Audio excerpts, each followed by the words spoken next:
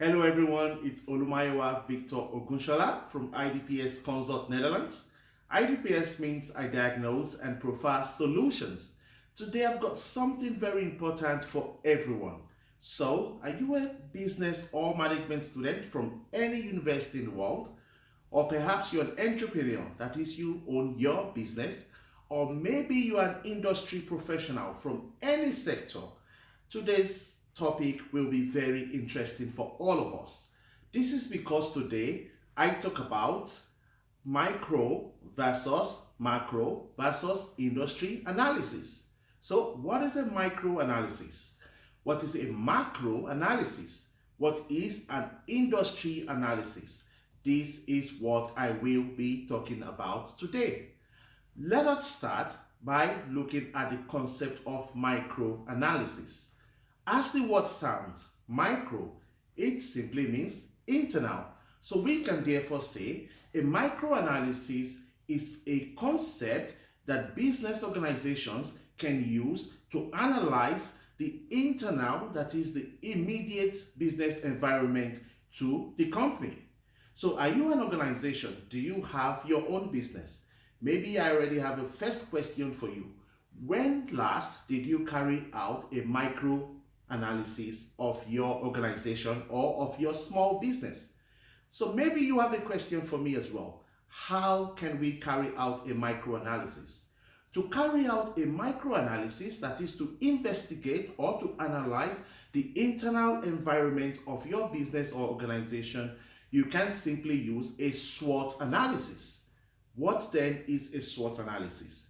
A SWOT analysis will mean that you are looking and analyzing the strengths of your organization, the weaknesses of your organization, the opportunities available to your organization, and the threats that your organization needs to be aware of.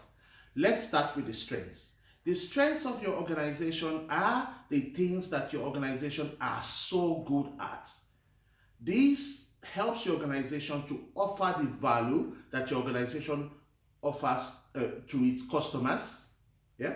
So you have customers for your organization. You offer some value to these customers. These customers keep coming back. They keep coming back because of the strengths of your organization. So look at your organization. What are the things that your organization is so good at? What are the areas of operations that you are so good at in your organization? Those are the strengths of your organization, and you have to capitalize on these strengths because these are the unique selling proposition for your organization. So list them. Maybe you have 5 strengths, maybe just 3, maybe you have a list of 10 different strengths for your organization. Please list them so that you can capitalize on these strengths. I talk about SWOT, of course, therefore we go from strength to W, which is weaknesses. What are the areas for improvement for your organizations? These are the areas of struggle for your organization. Do you get feedback from your customers? Do these customers complain on certain parts of your operation? These are the weaknesses. Now, you identify these weaknesses and you have to think of how to turn these weaknesses around to strengths. Let's talk about the opportunities. There are so many opportunities available for your organization in the local environment, national environment, and global environment. When I talk about environment, I talk about the local, national, and international business environment to your organization. But the question I have for your organization is your organization or your small business exploring these opportunities? Are you exploring these opportunities? Are you exploiting these opportunities? Therefore, my advice as a consultant is that all businesses, whether big or small, must explore and exploit the numerous opportunities available in their local business environment, national business environment, and global business environment. Let's, of course, talk about the last part of the SWOT analysis, which is the threats. There are so many threats that can put your organization out of business. A current trend right now is COVID-19. COVID-19 has become a challenge and a major threat to a lot of businesses. So are you aware of the threats? It could be competition. That could be a threat to your business. Are you aware of these threats? If you are aware, what steps are you taking so that you can mitigate these threats? They are risk, of course, so that you can avoid these threats and then your organization can continue to prosper. Also, besides the SWOT analysis, there is another tool that businesses can use to carry out a micro-analysis. Let's not forget that I mentioned that a micro-analysis is an internal analysis. So besides the SWOT analysis, organizations can also use the McKinsey's 7S to investigate and analyze and understand their immediate internal business environment. So to use the McKinsey 7S, you can look at the strategy of your business as number 1. You can look at the structure of your business as number 2. You can look at the systems within your business as number 3. You can look at the staff in your organization as number 4. You can look at the style of your business, perhaps the leadership style within your business as number 5. You can look at the available skills within your business as number 6. And then you can look at the shared values, that is the superordinate goals within your business. So that's me talking about micro-analysis. Let's move on from micro-analysis to macro-analysis. When we talk about macro-analysis, unlike micro-analysis where we look at the internal business environment, for macro-analysis we are looking at the external business environment. While organizations can be in charge of their internal environment, you can be in charge of your strengths, you can turn around your weaknesses, you can explore the opportunities and exploit them, you can be careful and stay away from the strengths. For macro analysis, these are factors that occur within the external environment and the business has no power over this. So how do you analyze the external business environment that your business operates in? You have tools like the PESTLE analysis or the DESTEP analysis. They are very similar, except that the PESTLE analysis starts with a P. Actually, PESTLE, P-E-S-T-L-E, PESTLE. We look at each character of these PESTLE factors in a minute. For DESTEP, you have D-E-S-T-E-P. So for our PESTLE factors, you are looking at the political factors of the environment that you operate in. You are looking at the economical factors of the environment that you operate in. You are looking at the social-cultural factors of the environment that you operate in. You are looking at the technological factors of the environment that you operate in. You are looking at the legal factors of the environment that you operate in. And you are looking at the environmental factors of the environment that you operate in. What do you look at when you talk about political factors? You are looking at the fiscal policy, for example. You are looking at political stability or instability of this external business environment. You are looking at the labor laws, or also you are looking at something like the foreign trade policy. PESTLE factors, P. Let's look at the economical factors. For the economical factors, you are looking at facts like the interest rates of this external environment. You are looking at the exchange rate. You are looking at inflation rates.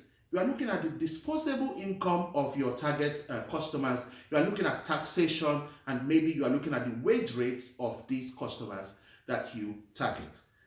S for social cultural factors. You are looking at factors like the population growth. You are looking at factors like the age distribution. You are looking at demographics. You are looking at the cultural trends, and you are looking at the consumer buying behavior, social cultural factors. Now we go to T, technology. You are looking at the emerging technologies within this external business environment. You are looking at the level of technological maturity in this external business environment, and therefore you are looking also at the potential copyright infringements in this external environment. So I talk about political factors, economical factors, social-cultural factors, technological factors. So also I talk about PESTLE and DESTEP, but sometimes it could be PEST. So whether you would use PESTLE or PEST or DESTEP, that will be determined by the most important factors that you need to analyze in the external business environment that you are going in. Let me continue where I should talk about legal factors. You are looking at health and safety laws, for example. You are looking at advertisement standards or laws, for example. You are looking at laws that support equal opportunities in that particular external environment. You are looking at labor laws, and you are looking at laws with regards to product safety as well. Okay. For environmental factors, you are looking at pollution. Is there any law concerning pollution? Is there any law with respect to climate change? Is there any laws? Are there any laws concerning sustainability, for example? Are there any laws concerning how to do business rightly, concerning business ethics, for example? Now, let's talk about DESTEP. For DESTEP, again, demographics, economical factors, socio-cultural factors, technological factors, environmental factors, and political factors. You would notice that I've talked about everything except for the D, which is demographics. For demographical factors, you are looking at elements like the population size and growth. You are looking at elements like the gender within the population. So what is, for example, the population gender structure? You are looking at things like household patterns within that organization, within that external environment. You're looking at, for example, what is the level of education within that external environment. And lastly, you are looking at geographical characteristics of this external environment. So that would be how to conduct a macro analysis. Just a quick recap before I talk about industry analysis. Micro analysis, you can use your Swot analysis and your McKinsey 7S. I've explained that. Macro analysis, you can use your PESTLE factors, DESTEP factors, or your PEST factors. I have explained that. Now, let's go to the last part of this video where we talk about an industry analysis. An industry analysis would simply mean that the organization wants to investigate the industry that it operates in, that is, wants to understand that industry the better. So maybe you operate in the educational sector or the food and beverage sector. Do you know that you can actually carry out an industry analysis which helps you to understand the industry that you operate in much better? To carry out an industry analysis, business organizations can use the Porter's 5 forces. 5, of course. Force number 1, threat of new entrants. Force number 2, threat of substitute goods. Force number 3, bargaining power of buyers. Force number 4, bargaining power of suppliers. Force number 5, rivalry among existing competitors. Let's look at each of these forces. So, threat of new entrants. To understand the threat of new entrants, you are looking at barriers to entry. What is the level of barriers to entry? You are looking at brand loyalty. You are looking at capital requirements to enter this industry. You are looking at government policies, and then you are looking at distribution channels. What is the level of access to distribution channels? Let's look at bargaining power of buyers. What is the price sensitivity within this industry? Are buyers price sensitive or not? For example, you are looking at buyers' information availability. You are looking at the number of customers that is available within the industry. You are looking at the differences between the competitors. You are looking at the size of each customer's order. Yeah, we have customers. How much will they order? That is the bargaining power of buyers. Let's talk about the bargaining power of suppliers. Yeah, you are looking at the number and size of suppliers we have in the industry. You are looking at the uniqueness of each supplier's product. These suppliers, of course, have product. How unique are the products of each suppliers? And lastly, you are looking at the focal company's ability to substitute. For example, let's look at threats of substitute products, because for every product there will be a substitute, and that's indeed a threat to your own products. Yeah? You are looking at the number of substitute products that is available within the industry. You are looking at the switching cost for all of these substitute products. You are looking at the buyer's propensity to substitute. What is the probability that these buyers will substitute, will leave your product and go for other products? You are looking at the relative price performance of these substitutes. Let's look at the last force, which is force number 5, the rivalry among existing competitors. You are looking, for example, number of competitors we have in the industry. How many competitors do we have in the industry? You are looking at the diversity amongst these competitors. Yeah? You are looking at industry growth. You are looking at the differences in the quality offered by these competitors. You are looking at brand loyalty, and you are looking at barriers to exit. Thank you very much. Ladies and gentlemen, I have just explained how to conduct a micro-analysis, how to conduct a macro-analysis, and how to conduct an industry analysis. Thank you very much. Would like to hear from you. Did you enjoy this video? Did you learn something new? Was this useful? Please give it a thumbs up on YouTube if it was useful. Also, do you want to get more business and management or professional effectiveness and professional development videos from us at iDPS Consult Netherlands? Please then subscribe to our YouTube channel. Also, you can go on our website www.idpsconsults.com and send us an email at info@idpsconsult.com. We love to hear from you. We want to educate the world. We want to serve you better. You know that I will not go until I talk about my passion. And my passion is that Africa must develop. Therefore, I say, are you an African anywhere in the world?